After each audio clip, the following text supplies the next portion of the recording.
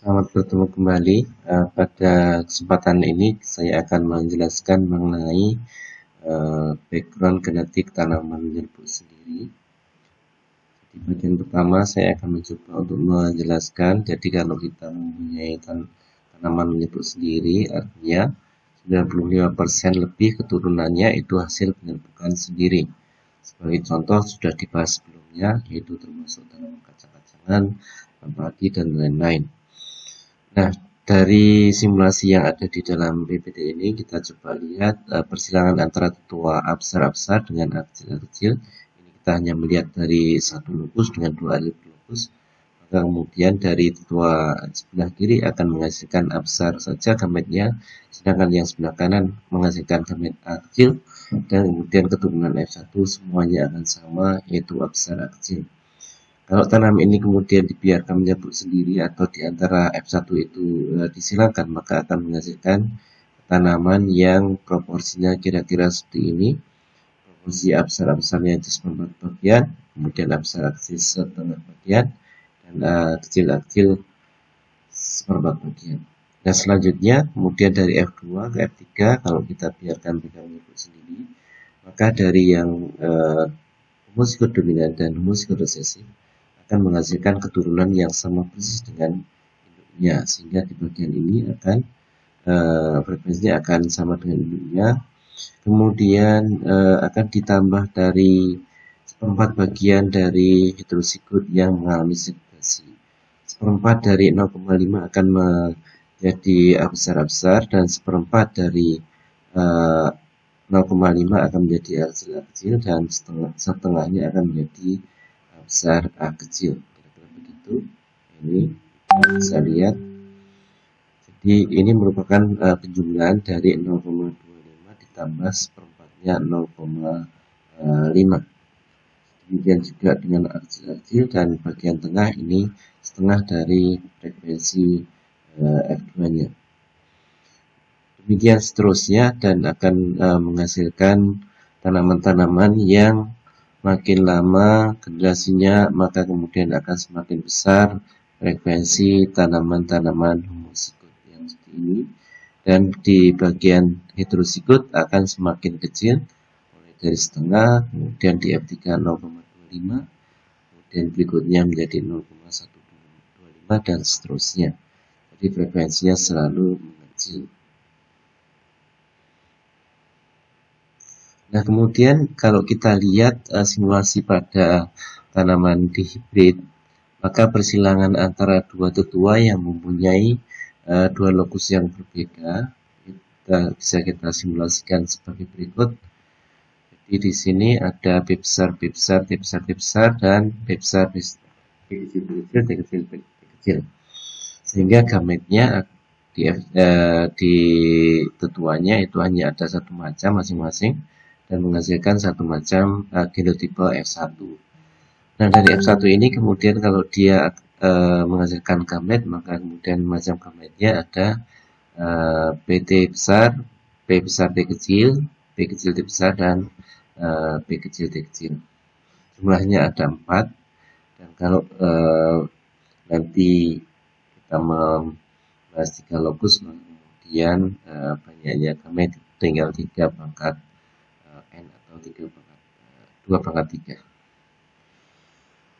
Dan seterusnya, dan kemudian kalau kita lihat maka kemudian akan menghasilkan begini. Saudara-saudara pernah mempelajari skim magnet, kemudian akan menghasilkan kelompok-kelompok yang seperti ini. Totalnya ada 16, dan kalau ditanya berapa macam genotipenya maka ada 9 macam genotipe. Nah, ini kalau kita buat frekuensi relatif maka akan menghasilkan frekuensi yang seperti ini. Ini hanya 1 dibagi 16 saja dan seterusnya.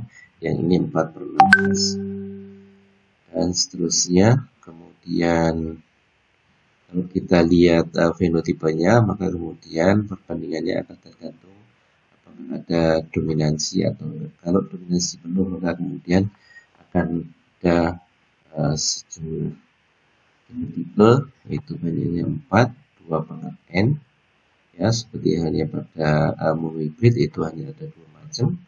Kalau di hibrid maka kemudian 2 pangkat n-nya sama dengan 2, jadi 2 tambah 2 artinya 4. Jadi 4 macam genotipe yang seperti ini. Masing-masing berapa frekuensinya atau berapa bagian, ya kita tinggal mengalihkan frekuensi dari masing-masing. Jadi P underscore ini frekuensinya 0,75 dan P underscore ini 0,75. Dari mana 0,75? Jadi P underscore ini isinya adalah P besar dan P besar P kecil, sehingga frekuensinya 0,75 dan seterusnya akan menghasilkan frekuensi yang seperti ini, proporsi dari fenotipe DF2. Kemudian kalau trihibrid juga ada dengan pola logika yang sama di monohibrid dan di hibrid. Kemudian kita bisa mencari berapa frekuensi dari genotipenya apabila ada dominansi, ya. Kalau ada dominansi, bagaimana kalau tidak dominansi? Kalau kita lihat kalau ada dominansi, misalnya berapa frekuensi genotipe untuk ini dulu. Kita lihat yang bagian P besar itu 0,25.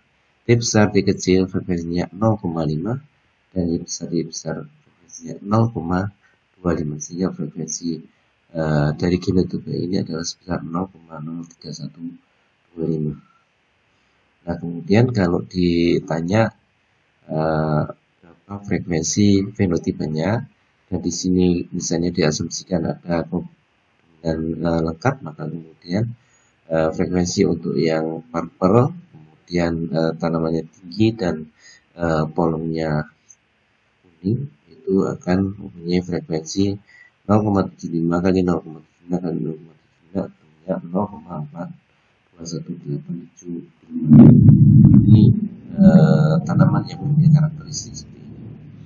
Nah, kemudian kalau ditanya lagi berapa untuk yang frekuensi fenotipe yang lain-lainnya, di sini kita tinggal melihat kalau misalnya di bagian ini, maka seperti yang ada di sini tadi 0,75, 0,75 dan 0,75. Yang di bagian ini berapa? Ini 0,25, 0,75 dan ini 0,75. Tinggal mengalihkan ketemunya berapa. Itu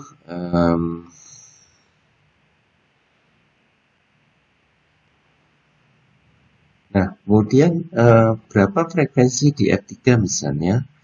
Untuk mencari di F3, maka kemudian kita juga tinggal menghitung saja di F3 pada monohibrid itu seperti apa, dan kemudian itu kita gunakan sebagai dasar untuk mencari frekuensi F3 pada hibrid, pada hibrid dan seterusnya. Jadi kalau misalnya di F2 di F3 itu frekuensi dari heterozigonya 0,25 dan ini juga 0,25, maka frekuensi genotipe pada generasi F3 P besar P kecil, T besar T kecil, ya tinggal perkalian di antara keduanya ini,